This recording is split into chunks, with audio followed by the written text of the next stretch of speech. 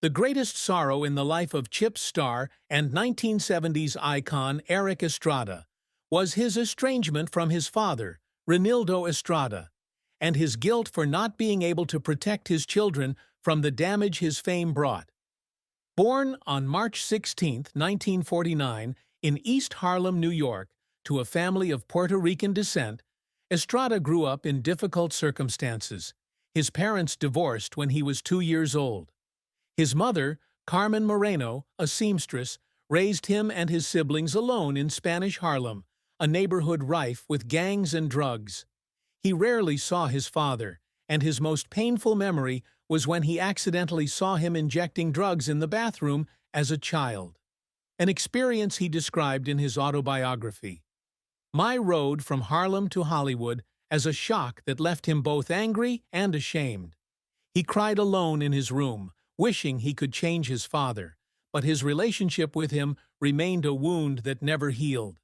This sadness deepened when he entered the entertainment industry, where fame brought unrelenting pressure.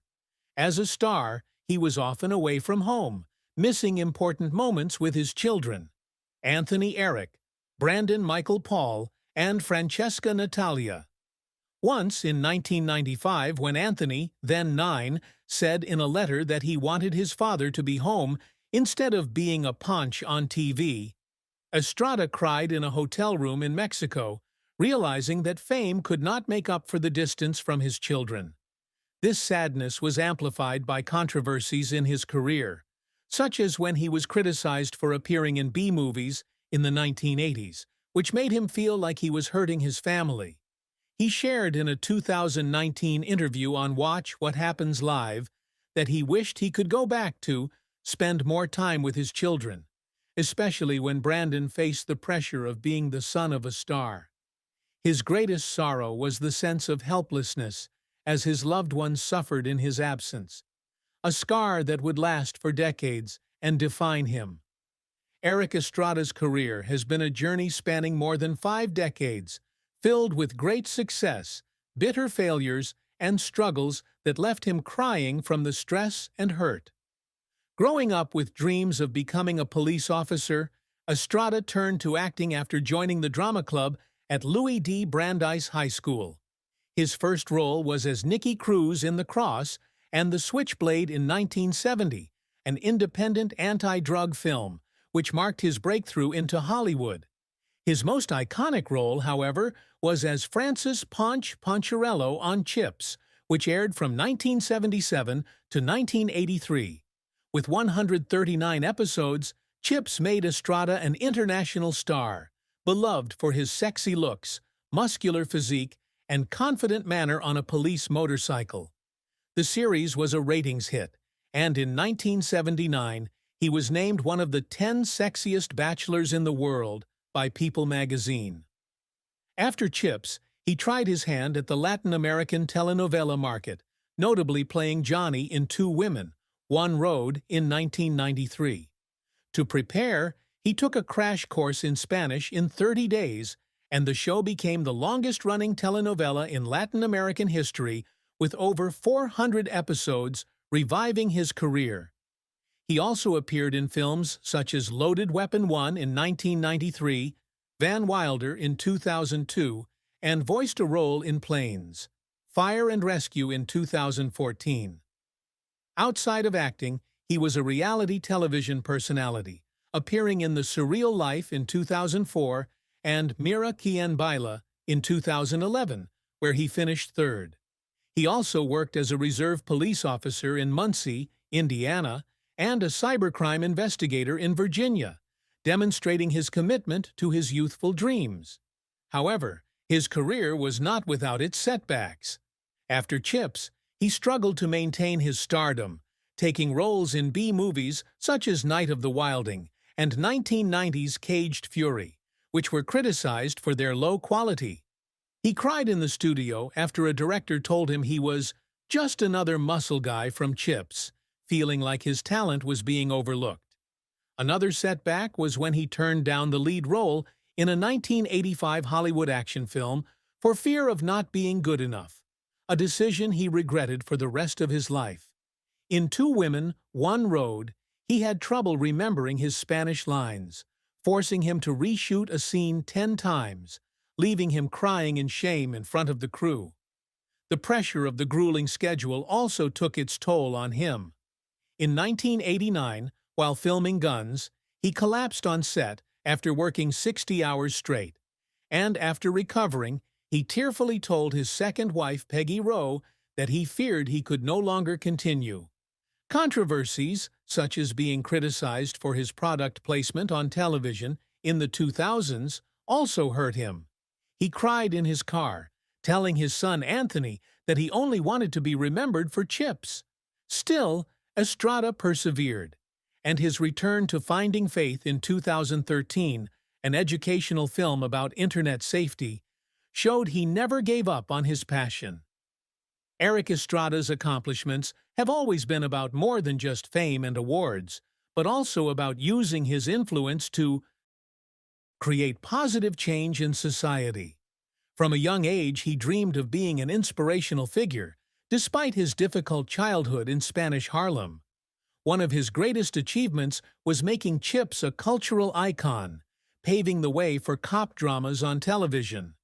Being named one of the 10 most eligible bachelors in 1979 was a milestone, but he was even more proud that Chips inspired many people to pursue a career in policing.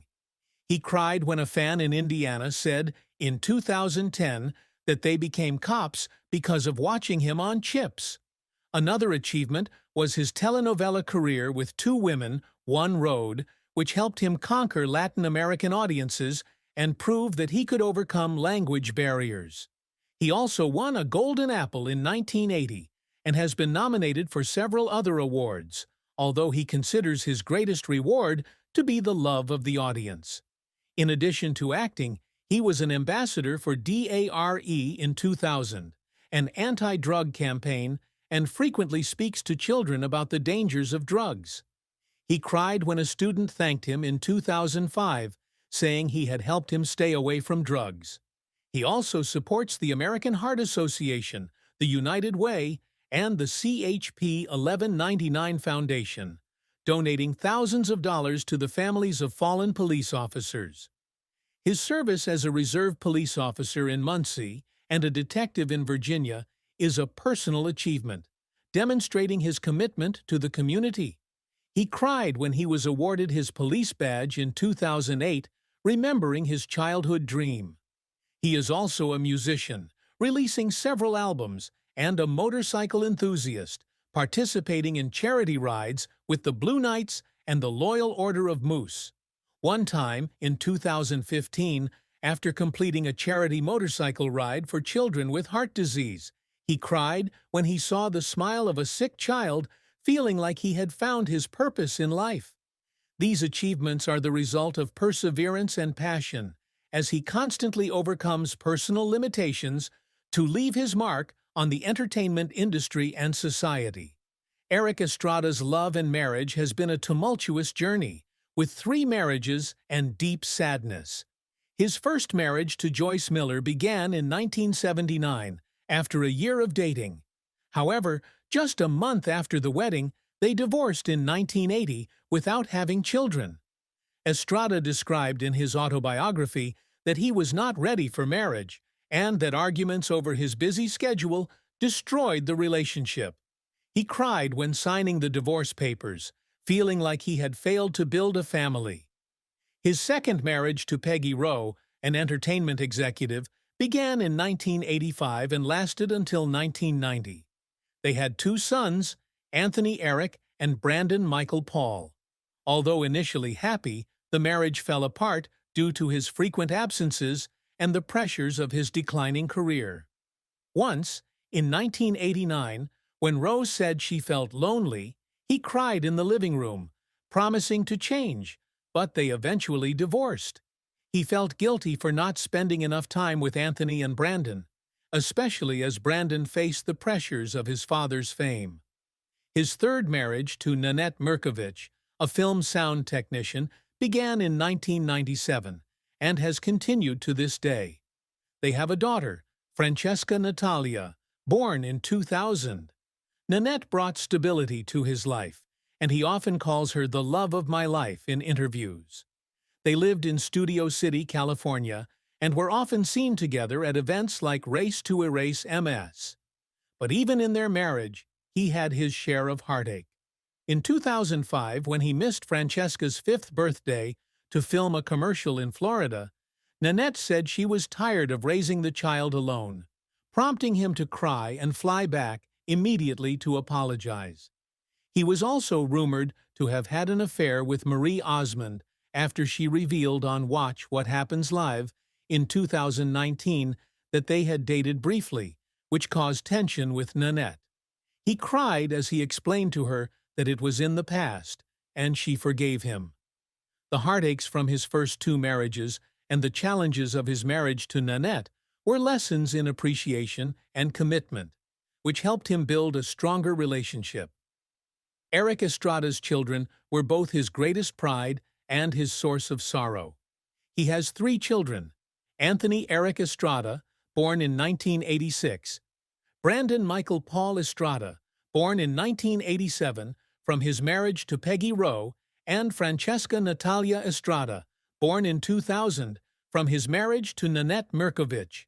Anthony, now a banker, grew up during a period when Estrada's career was struggling, and he was often absent from home when Anthony was young.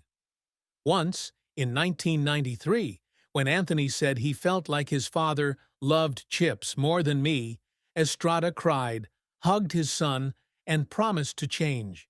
He tried to make amends by taking Anthony to the set of 2 Women, One Road, but guilt still haunted him.